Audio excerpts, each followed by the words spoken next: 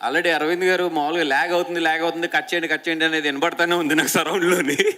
పొద్దున్న అంజీ నేను అనుకుంటున్నాం, అంజీ ఎగ్జాక్ట్లీ అన్నాడు, సార్ ఆయన ఫంక్షన్ కూడా కట్ చేస్తాడని చెప్పి. నేను అన్నది ఇది మాకు అలవాటేని. రే దా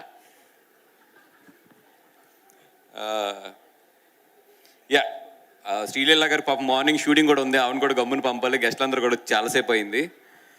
ఫస్ట్ ఆఫ్ ఆల్ కొన్ని బాధ్యతలు ఉంటాయి కాబట్టి స్టేజ్ మీద అండ్ సినిమాకి ప్రొడ్యూసర్గా ఉన్నాను. మా హీరో నితిన్ గారు, ఫస్ట్ ఆఫ్ ఆల్ నేను ఎవరికన్నా థ్యాంక్స్ చెప్పాలి ఈ స్టేజ్ నుంచి అంటే కనుక మా హీరో నితిన్ గారికి. సార్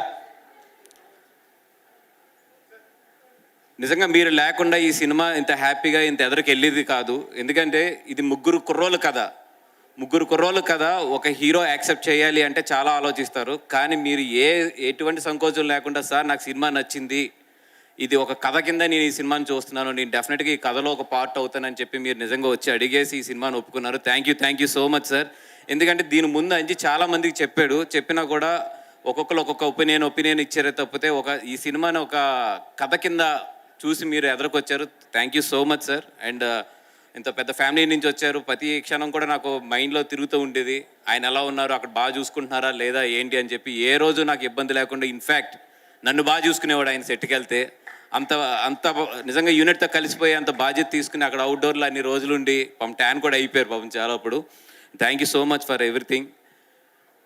అండ్ నిజంగా ఒక మంచి విషయం మీ గురించి చెప్పాలంటే, మొన్న పిఠాపురం అప్పుడు జరిగిన ఇన్సిడెంట్ నాకు ఈ ట్రైలర్ని పిఠాపురంలో చేయడం అనేది చాలా అంటే నేను చాలా ఎగ్జైట్ అయ్యి ఎవరు నాకు సజెషన్ చెప్పగానే బాగుంది, ఐడియా ఎదిరిపోయింది, అక్కడికి వెళ్దాం ఉన్నాను. అప్పుడు నిజంగా నేను నితిన్ గారిని నేను అడగాలి లేదా నితిన్ గారి యాక్సెప్టెన్స్ తీసుకోవాలి అనేది నా మైండ్లో ఎక్కడో స్కిప్ అయిపోయి అది అనౌన్స్ చేసిన తర్వాత నాకు అనిపించింది, అరే హీరో గారిని తీసుకోవాలి కదా అని చెప్పి. ఎక్కడో నా వర్క్ ప్రెజర్లో స్కిప్ అయ్యాను.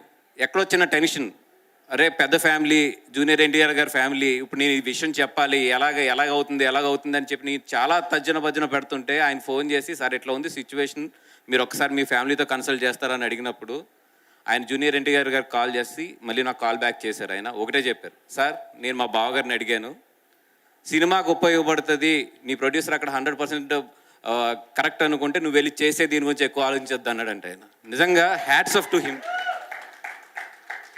అంటే ఒక విషయాన్ని ఒక సినిమా వరకే ఆలోచించడం అనేది నిజంగా అది చాలా మెచ్యూర్డ్గా ఇచ్చిన సజెషన్ అది. Thank you so much sir. And ఈరోజు నేను ఇందాక కార్లో వస్తున్నప్పుడు అరవింద్ గారు చిన్న స్పేస్ తీసుకుంటాను, నాకు తెలుసు బోర్డు లేదులేండి.